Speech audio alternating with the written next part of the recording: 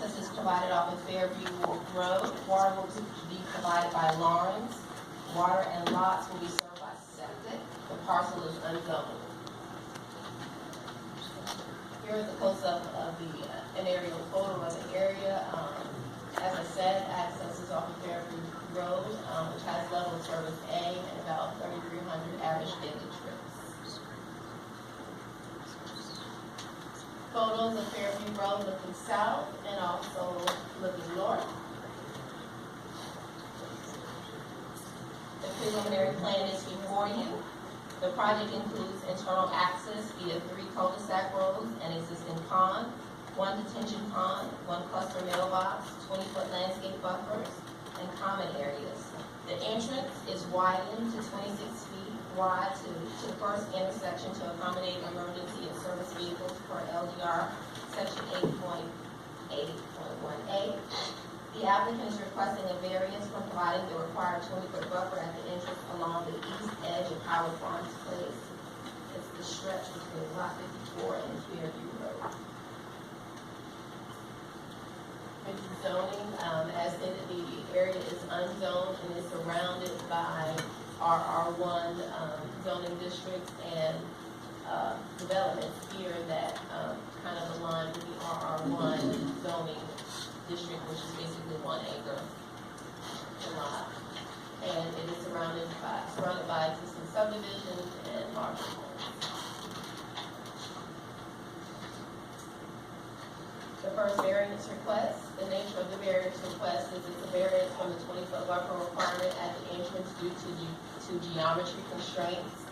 The applicant cited a number of issues, including the county's minimum centerline radius requirements of 155 degrees, the county's centerline reverse curve requirements of 125 between reverse curves, SCDOT's minimum radii distance for road connection to property lines, and the county and SCDOT require the entrance to be at 90 degrees to Fairview Road to maximize their sight distance of oncoming traffic. So the applicant is basically requesting a variance from the buffer here. This is the entrance, and they don't own the property, or I guess they can't get it to provide the buffer. Staff recommends approval of the variance as requested.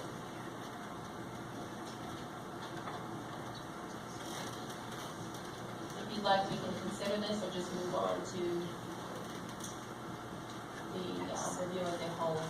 If there's just one variance, we can consider this now.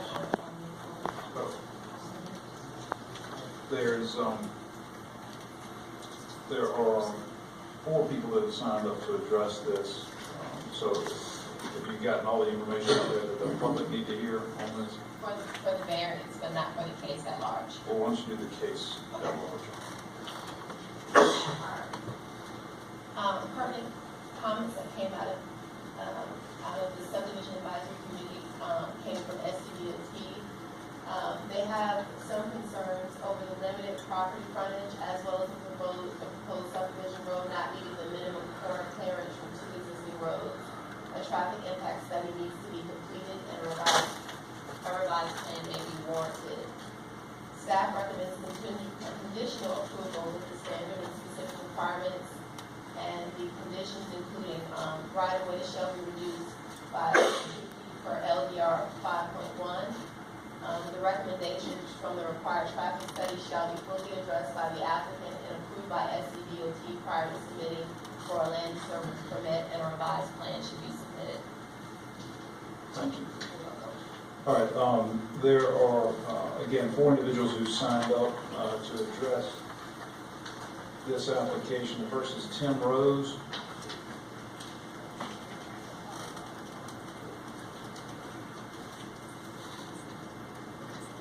Your address, Mr. Rose? My name is Tim Rose. I reside at 102 Watson Road. Mr. Chairman and Commissioners, I'm here in opposition of the subdivision, primarily on the basis of public safety. If we could go back to the plat. If we look at SCDOT Arms Manual, the intersections that are adjacent where this is proposed, the distance between those two, which are on the west side of Fairview Road, the distance is 770. If we look to the Arms Manual, the minimum distance defined is 500 feet.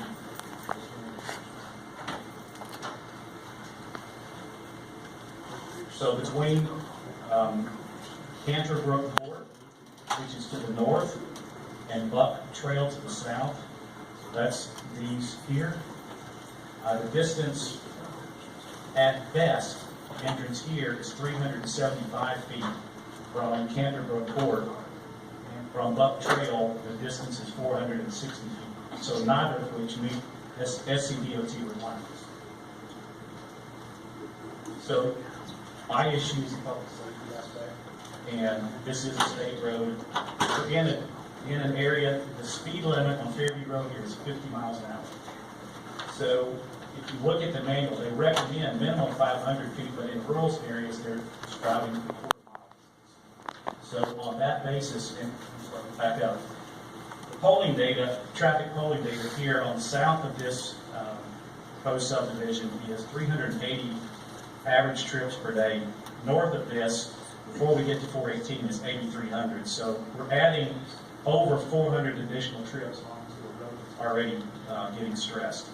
So if we look north on 418, similar sized subdivisions have required a traffic study and a turn lane to be added, but they comply to the minimum distance between the intersections. So it's on this basis that I believe the subdivision should be denied. Thank you, Mr. Rhodes. Next speaker is Jim Moore.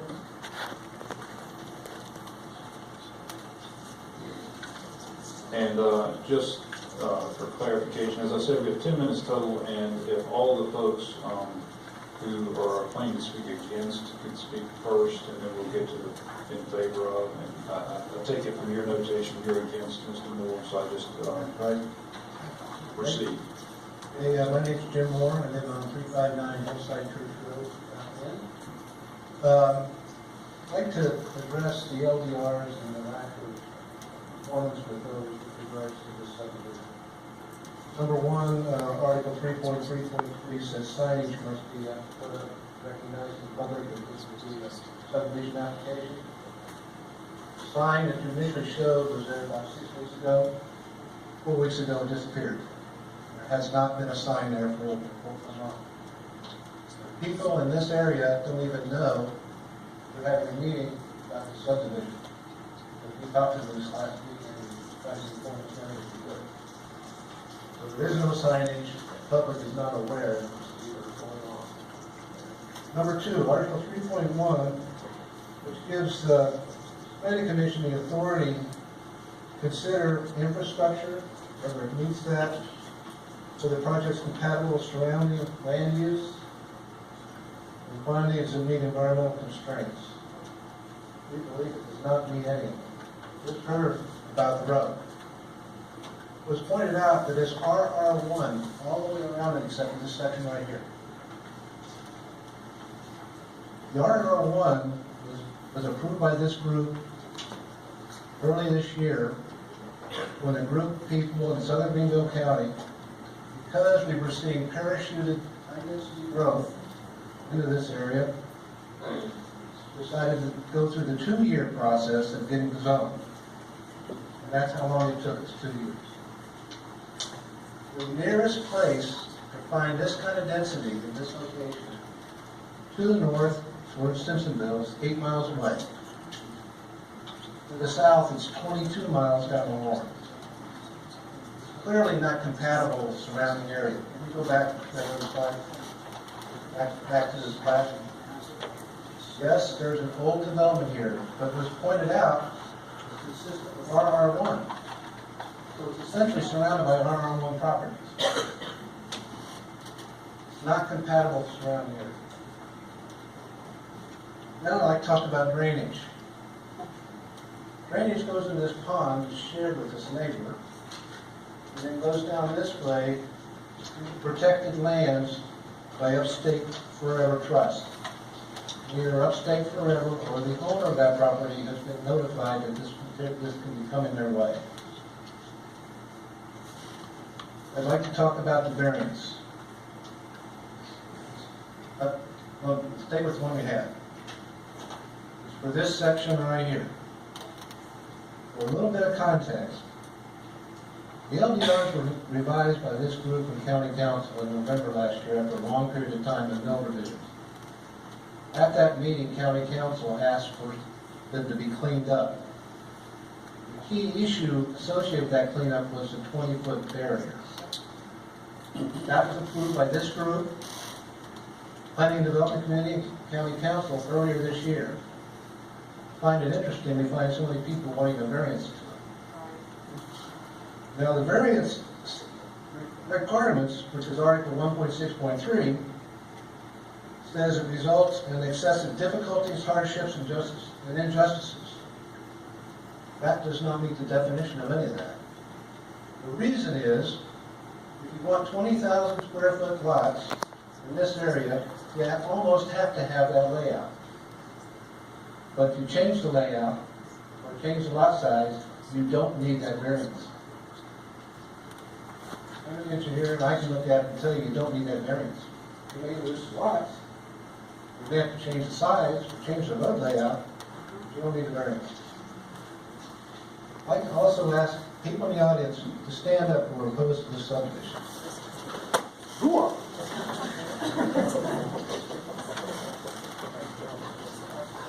Thank you.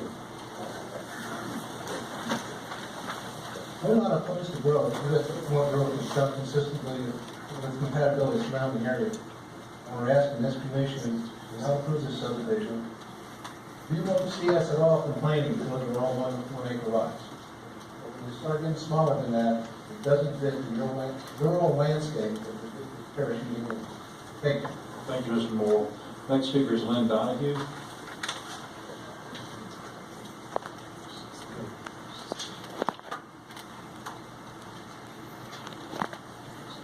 Good evening, my name is Lynn, L-Y-N-N-E, last name Donahue, spelled D-O-N-E-H-O-O. I reside at 116 Coker Road, Fountain Inn. I oppose this subdivision on pretty much what the gentleman in front of me had said. I can't understand why, if a land developer knows the requirements, why would they begin by asking for a variance? That in Fairview Road is a death trap. Yesterday, or let me hear it. Fairview Road is a death trap. Yesterday, I was coming home from Simpsonville. I had a pickup truck come across the yellow line. I had to blow my horn and take to the ditch. Okay. I go on down Fairview Road, and lo and behold, I'm getting ready to turn on to McKelvey, and I'm checking my mirror just to make sure, and another pickup truck ran his white car literally into the ditch. I pulled off onto McKelvey, pulled over, and I called the non-emergency sheriff's number and explained what I had seen. I said, gentlemen, y'all got somebody out this way? The infrastructure in that area is not what it needs to be. You've got a water quality issue. What am I left out, gentlemen? Ladies? So, All the officers are in West Greenville, when I've been told. So that we don't have any. They're all in West Greenville. That's what I was told. You can't even get the trooper stopped going 95 miles per hour. Right? listen to your constituents.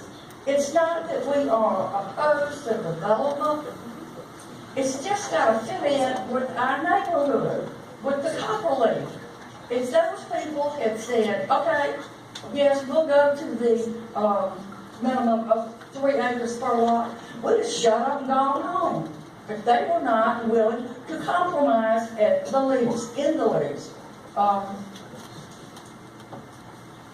So, all that being said, I'm against it. Thank you. Thank you, Ms. Donahue. I believe that is all the time for the against, and I think that's everyone who signed up on the against side. I think there was one individual, again, Ms. Wilkes, who signed up in favor, speak in favor.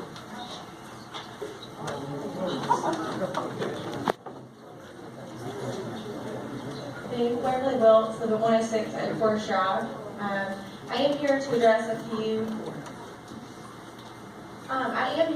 just a few general comments, and then also address some of the variants. Number one is, I know there are comments about storm drainage and the existing pond that does exist on the property. We have no intentions at all of impacting the existing pond. Our storm water will route around, and it will go to our own detention area where we will treat for permanent water quality. Honestly, it will, have the whole back storm, so it's going to reduce any flooding issues that they do have downstream. To follow up with the variance request, the developer has already met with the DOT on this, just knowing how close we are to the intersections. The DOT you have to grant us access to the property somehow, so no matter what, there has to be a driveway there. But to meet with their requirements of the turn radius getting into the subdivision, then to meet with curb radius requirements that Greenville County has, this is the best configuration as far as so we can have a straight 45-foot section of road before we start transitioning into the next curve. That is how we came up with this, and we do quantify it as a hardship for the developer to be able to get the road in to access this property. So that is, as far as the 20-foot variance goes, our rationale behind it. So it is laid out to meet all standards across the board.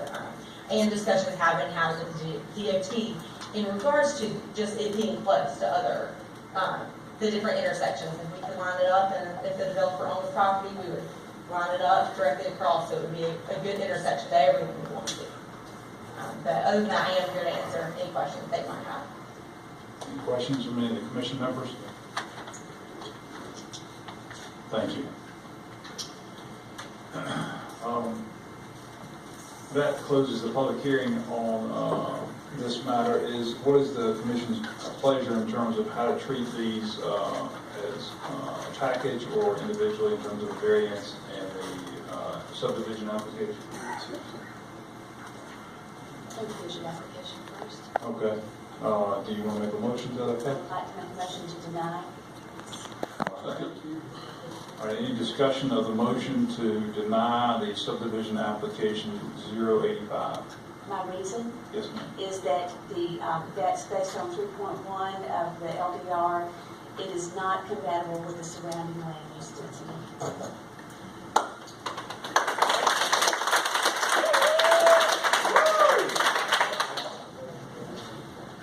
All right, is there any further discussion of the motion? All right, hearing none, all those in favor of the motion signify by saying aye. Aye. Aye. Opposed? No. All right, I think the noes have it. Does anyone want to show of hands? Show of hands, please. All those in favor of the motion? In favor of the denial? Yes. The motion's denied. Okay, well, I'm glad you asked. So we have 4 in favor of the motion to deny, and all those against the motion. So we have 2 against. So that's what we're asking for. The motion to deny the application passes, and therefore the application fails. I don't see any real need to address the variance issue. Anyone disagree?